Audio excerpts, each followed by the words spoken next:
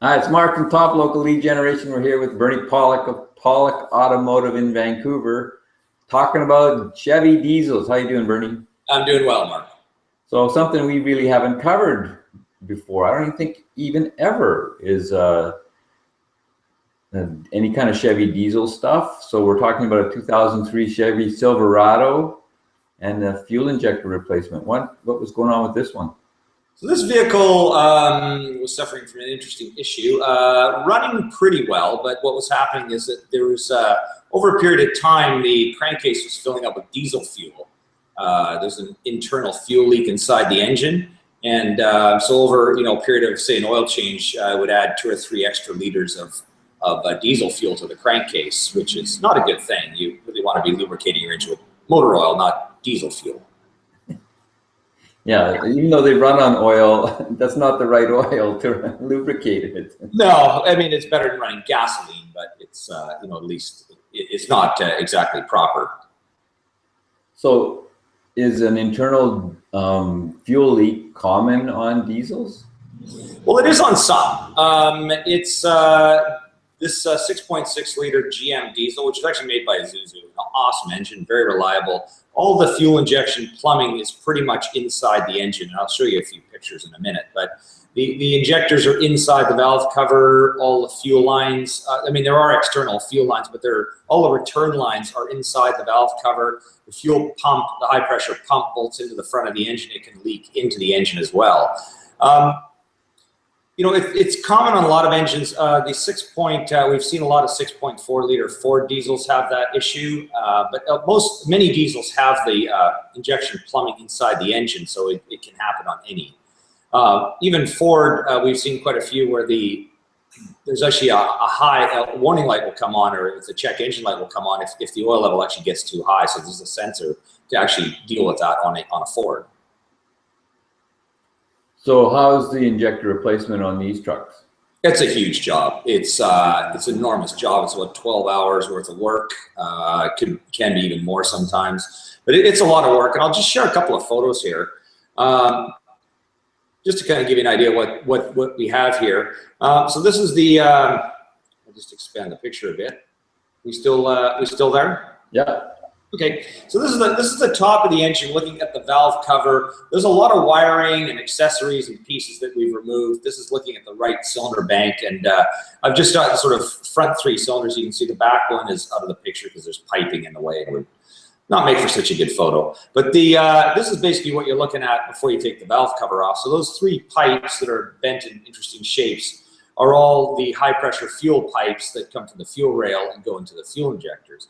Now, in our next photo, we'll have a look with the valve cover removed, and this is the valve cover off. And also, there's a metal plate, spacer plate that goes between the valve cover and the cylinder head, and that's been removed as well, so you can see a little more. We've also removed the wiring harness from the fuel injectors. So this gives us kind of a clean view of the injectors and the return lines and where some of the possible leaks can occur. The red arrows point to the fuel injectors. The blue arrow points to the return pipe. So this is sort of excess fuel that the fuel injectors don't need, and that returns the fuel back into the fuel tank through, of course, a lot of plumbing.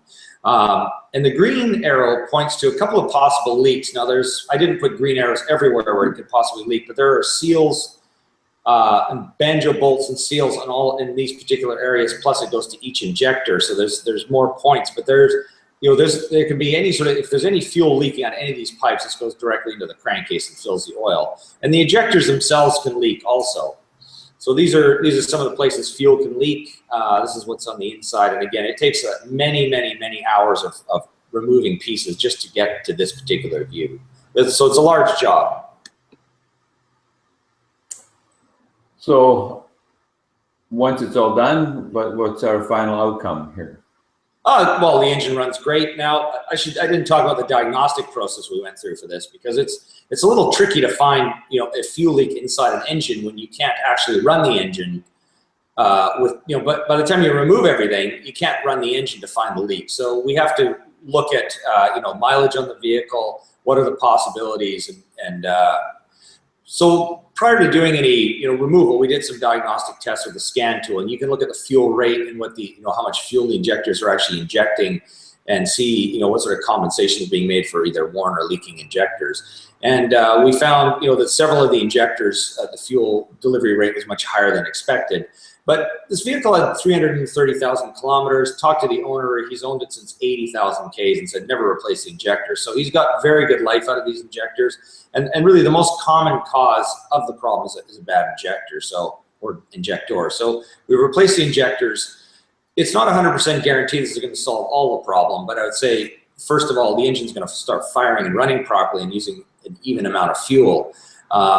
The only other real possibility, because we've changed all the seals on the return pipes, is the high pressure injection pump, which is located on the front of the engine. And with this kind of mileage, it's possible that pump could be leaking as well. But short of doing this repair first, it's really impossible to tell where everything's leaking. It's one thing about diesels, it's very complicated often to diagnose things, and you've got to go by experience and knowledge, common problems first, and then go from there. So you said a word that I don't think we've talked about a lot. Like, these are under a lot of high pressure. Like, how high is the pressure inside? Some of these are like 25,000 PSI. That's just an insane amount of pressure in the system. So there's an amazing amount of pressure. These fuel injectors in these modern vehicles, and that goes for modern gasoline engines too. They're extremely high tech. I mean, we're dealing with enormous pressures. Extremely precise fuel delivery. I don't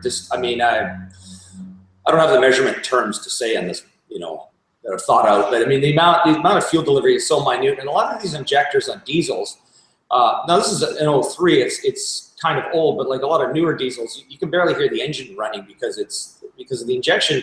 Some people will do actually up to 7 injection pulses per combustion stroke. So they'll fire a couple little shots of fuel as the piston's coming up, they'll fire the main shot, then they'll fire a couple more, and that's what keeps the engine from actually making the loud knocking noise that you hear on diesels typically. It's pretty incredible.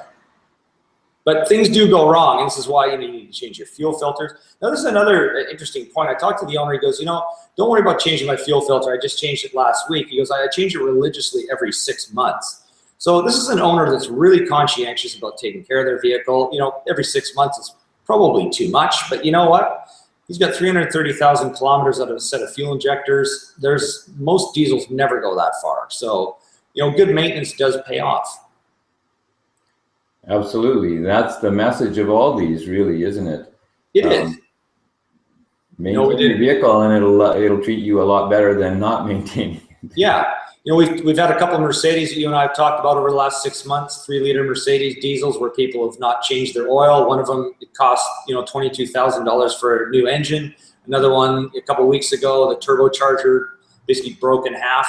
And these are under 50,000 kilometers. But like a Mercedes 3-liter diesel, take good care of it. It will last you 3, 4, 5. It should last 500,000 kilometers. Just change the oil regularly. Yeah, there's a few things that'll go wrong. You'll spend some money, but overall, it'll last a long, long time. So back to this Chevy, how are Chevy GM diesels comparing to the other American diesel trucks? I think they're really good.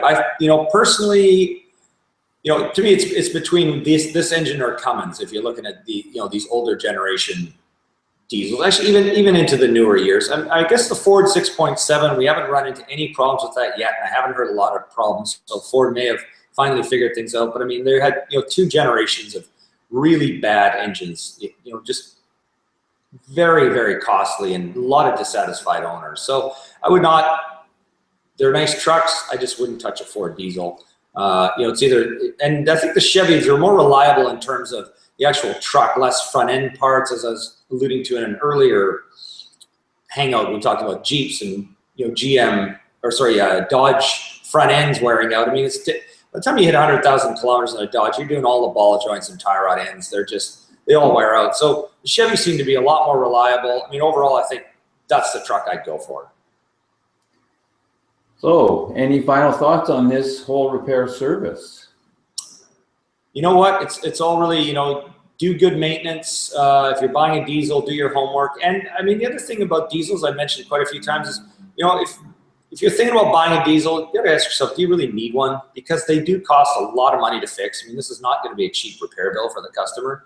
But if you need a diesel to haul a lot of weight, well, then it's worth it. But if you're just buying it for show, I don't know, maybe a sports car might be cheaper and more fun. Or get a truck with a gas motor and, you know, an F-150 or, you know, a half-ton truck, because it'll be more reliable and cheaper. So if you want some real honest truth about your vehicles and how to maintain them properly, or you have a Chevy diesel and it's getting up there and you need to get the injectors changed, the guys to call are Pawlik Automotive in Vancouver, 604-327-7112. They've done a lot of this kind of work. They're experts. They're the guys you want to trust. Check out their website, pawlikautomotive.com. Thanks, Bernie.